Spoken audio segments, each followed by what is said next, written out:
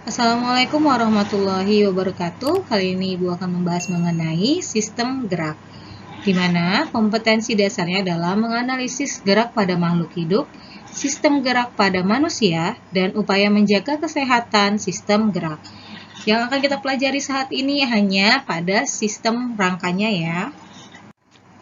Oke, perhatikan gambar berikut ini. Ada dua, ada tanaman dan ada yang sedang berlari. Ketika selesai berlari, sedangkan tanaman tetap bergerak tapi dia dalam posisi diam. Sedangkan yang satunya bergerak, manusia bergerak dan berpindah. Nah, untuk itu pada tubuh Sasuke pada gambar ini, menurut kalian apa yang membuatnya dapat bergerak dan berpindah tempat sedangkan tumbuhan tidak dapat berpindah tempat? Padahal sama-sama bergerak nih. Nah, beginilah penjelasannya. Salah satu ciri dari makhluk hidup adalah bergerak. Secara umum, gerak dapat diartikan berpindah tempat atau perubahan posisi sebagian atau seluruh bagian dari tubuh makhluk hidup. Jadi, baik tumbuhan atau hewan atau manusia itu bergerak. Adanya gerak pada manusia ini lantaran alat gerak yang tersusun dalam sistem gerak di tubuh manusia. Sistem gerak pada manusia terdiri dari rangka atau tulang sebagai alat gerak pasif dan otot sebagai alat gerak aktif. Di samping itu ada pula sendi yang merupakan tempat terhubungnya dua tulang atau lebih sehingga hubungan antar tulang-tulang dapat digerakkan. Tadi bisa dilihat kalau tumbuhan bergerak tapi tidak berpindah ya. Sedangkan manusia bergerak dan berpindah ketika tadi berlari. Nah, kita masuk ke struktur dan fungsi tulang atau rangka. Rangka merupakan susunan tulang yang saling berhubungan dan mempunyai fungsi utama yakni sebagai alat gerak pasif. Yang artinya tulang hanya bisa bergerak atau bekerja apabila ada bantuan dari otot. Fungsi tulang selain sebagai alat gerak pasif yaitu sebagai penopang tubuh, tempat menempelnya otot, melindungi organ dalam tubuh kamu, dan tempat pembentukan sel darah baik sel darah merah yaitu eritrosit dan sel darah putih yaitu leukosit. Struktur dan fungsi rangka. Struktur tulang terbagi di dalam beberapa lapisan. Jadi, untuk lapisannya ada periosteum, ada tulang kompak, tulang spons, rongga sumsum atau rongga medula, dan tulang rawan atau kartilago. Bisa dilihat di sini. Ini contohnya adalah tulang pipa ya, ukurannya. Jadi, ada bagian yang atas, yang melengkung ini kita sebut epifisis. Bagian yang tidak ada ininya ya, tulang kompak di bagian tulang kompak ini yang biasanya diafisis, tapi yang bagian tulang spons biasanya di epifisis. Kemudian ada rongga sumsum. Nah, biasanya di sini ya, di tengah sini, contohnya di sini pipa. Kemudian periosteum ini yang paling luarnya.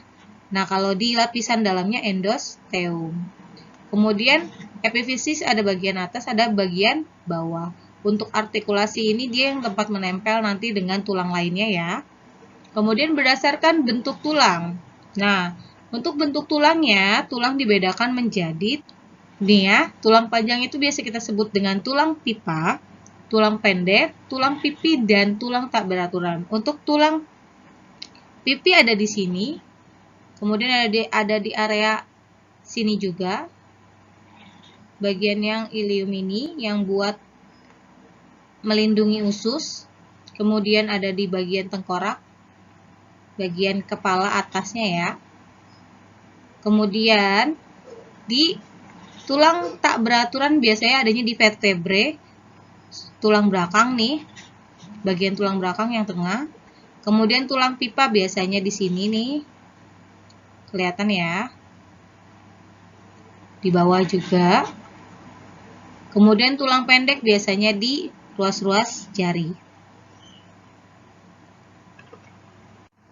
Nah, berdasarkan sifat matriksnya, tulang keras dibedakan menjadi ada tulang kompak dan tulang spons. Nah, kalau tulang kompak, itu yang bagian tengah sini ya. Nih, tulang kompak yang ini. Kalau kamu makan ayam, biasanya ada bagian atasnya, yang bagian epifise ini bisa kamu gigit. Tapi kalau bagian tulang kompak nggak bisa. Yang biasanya ini adalah tulang spons.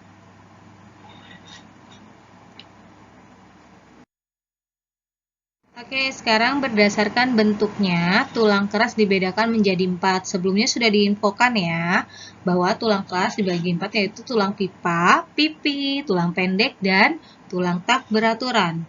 Di mana tulang pipa adalah tulang yang bagiannya seperti tabung. Ini bisa dilihat. Kemudian berongga, bagian atas, ingat ya bagian tengah ini yang kita sebut dengan diapise. Sedangkan bagian atas dan bawah adalah epifise di mana ada yang artikulasinya tadi yang berhubungan dengan tulang lainnya. Kemudian di sini kalau diapise itu yang terdapat tulang kompak, sedangkan epifise ada tulang spons. Nah, contohnya adalah di sini bisa dilihat tulang paha, tulang lengan, tulang betis, tulang kering, tulang hasta, dan tulang pengumpil. Ini area di yang tadi kita sudah lihat, bagian lengan atas, lengan bawah, bagian area paha, dan bagian betis bawah. Kemudian tulang pipi adalah tulang yang berbentuk pipi dan berongga. Ini contohnya adalah tulang rusuk, tulang belikat, dan tulang tengkorak. Berbeda ya, tulang tengkorak dengan tengkorak saja. Kalau tengkorak saja berarti ngomonginnya areal bagian kepala. Hati-hati dalam pembacaan, tengkorak itu hanya bagian kepala, bukan seluruh dari rangka tubuh.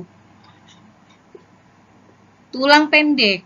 Tulang pendek berbentuk silindris. Tulang pendek ditemukan pada pergelangan kaki dan pergelangan tangan. Dan ada juga di vertebrae, itu ada di tulang tak beraturan. Tulang belakang biasa disebut juga vertebrae atau vertebrata, terserah. Tulang tak beraturan mempunyai bentuk yang tidak beraturan. Tulang ini terdapat di wajah dan tulang belakang.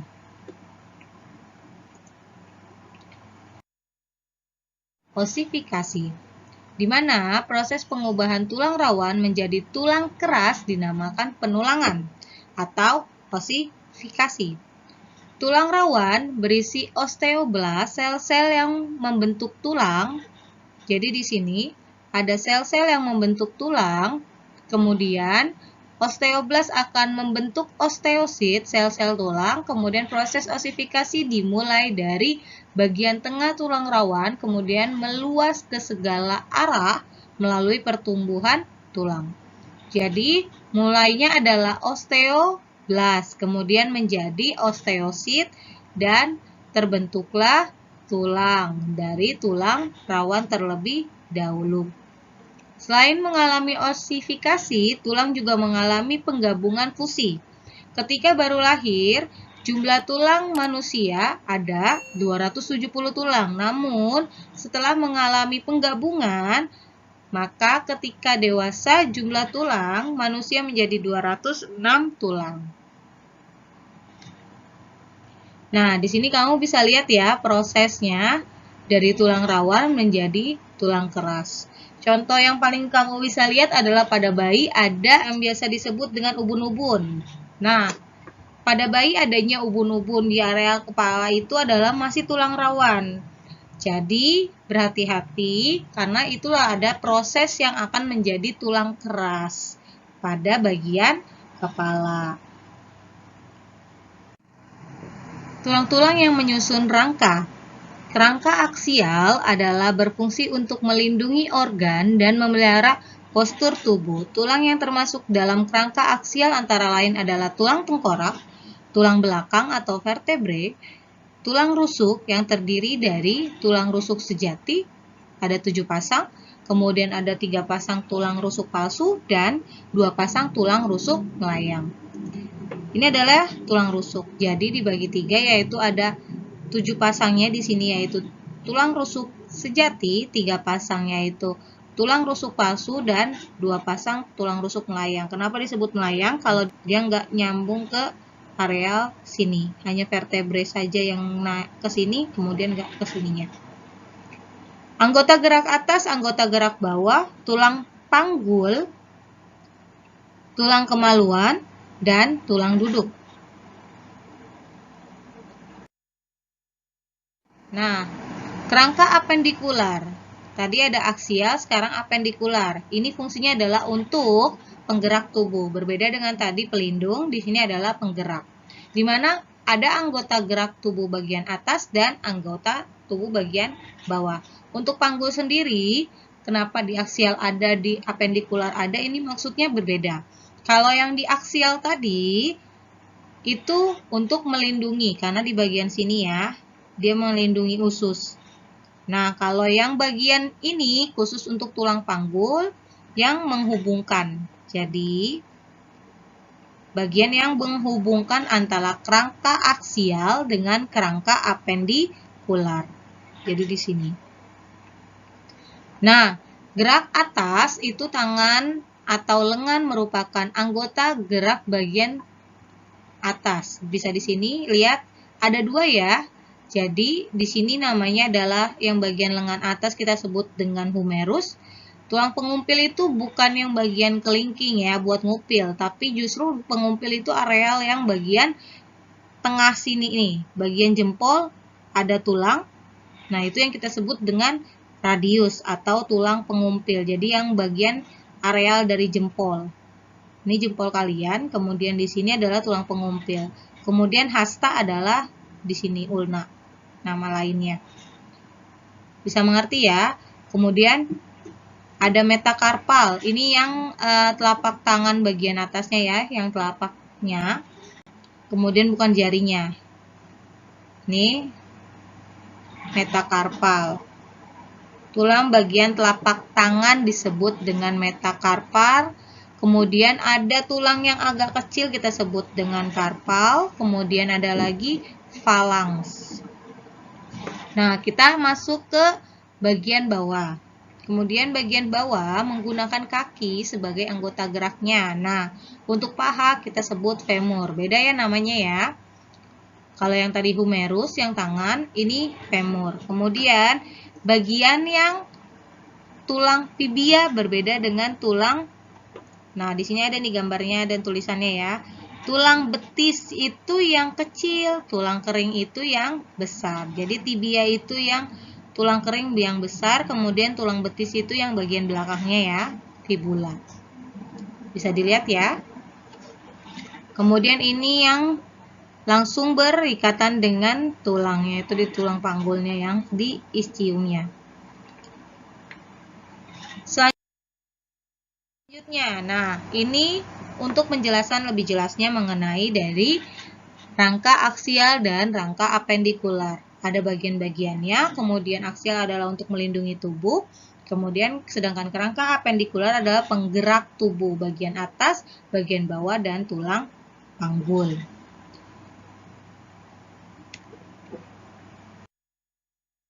Untuk sendi, kita masuk ke sendi sekarang. Sendi adalah tempat bertemunya 2 tulang atau lebih. Dengan adanya sendi, hubungan antar tulang dapat digerakkan. Sendi dibagi menjadi 3 yaitu sinartrosis, amfiartrosis, dan diartrosis. Sinartrosis adalah sendi yang tidak dapat digerakkan. Contohnya adalah pada tulang tengkorak. Tulang tengkorak kepala yang ini ya, bagian sutura nih. Amfiartrosis adalah sendi yang dapat digerakkan namun terbatas. Sendi antar ruas tulang rusuk. Nah, di sini. Ini masing-masing 1 ya. Jadi kalian tetap bisa bergerak, hanya terbatas. Diartrosis adalah sendi yang dapat digerakkan secara bebas. Di sini dibagi 5 yaitu peluru, pelana, putar, engsel, dan geser.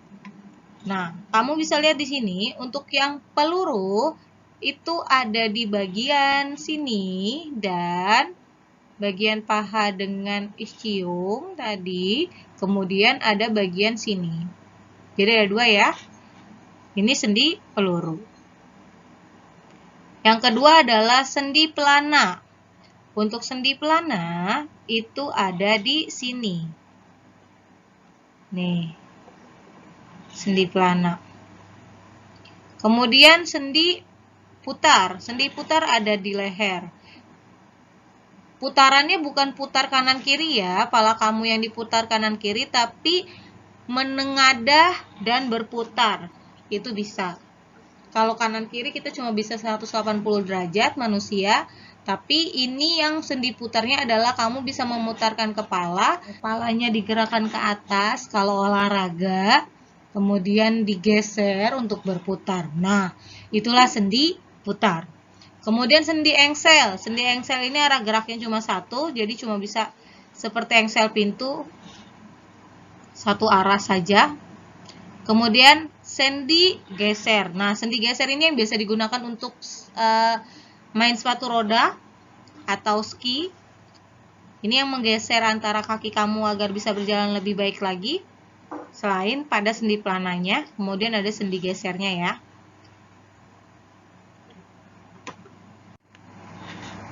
Oke, terima kasih. Kalau ada kesalahan silahkan di bagian komen kalian berinformasikan kepada Ibu. Jika ada yang mau ditanyakan silahkan juga di bagian komennya ya. Oke, terima kasih. Assalamualaikum warahmatullahi wabarakatuh.